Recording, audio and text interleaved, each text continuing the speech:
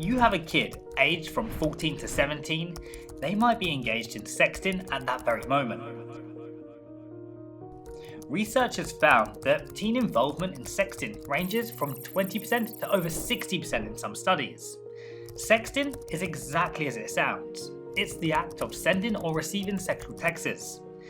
This includes sharing nude or semi-nude photos and videos, engaging in role play through texts, using sexting emoji codes or slang, and anything else your kid can come up with. While sexting can be a fun way for kids to explore their sexuality, it can lead to dangerous consequences. In fact, 12% of teens who sent a sext regretted doing so. That's because the sexual content they send to someone is usually shared further without their consent, turning harmless sexting into damaging cyberbullying. Here are some scenarios when this can happen. Let's say your kid is in a relationship. They're exchanging intimate photos and videos with their partner, whom they trust. But as they break up, your kid's sexts are shared among others, leading to ongoing cyberbullying and embarrassment. Public shaming can be a result of revenge porn, when a former partner spreads intimate photos among peers or posts them on social media platforms.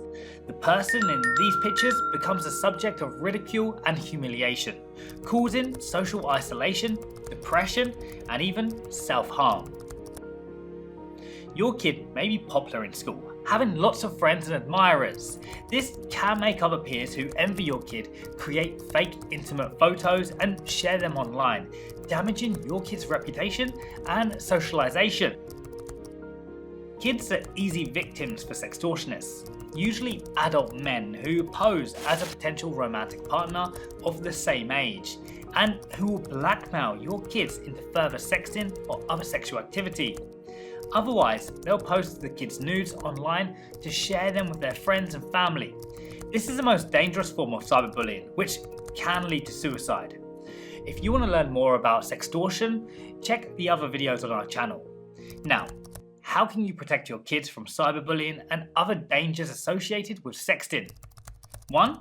Communicate openly about sexting. As your kid grows up, they'll feel more curious about sex, and it's completely natural. Make them feel safe to come to you and discuss such topics. 2. Teach them about the risks of sharing intimate content. Kids should know that nothing stays private online, and if they share their nudes with someone, there are chances that they might end up in the wrong hands. 3. Promote responsible sexting habits. Suggest some practices or rules that can make sexting safer. For example, they can only engage in texting and use emojis or slang, but not send videos and images of themselves.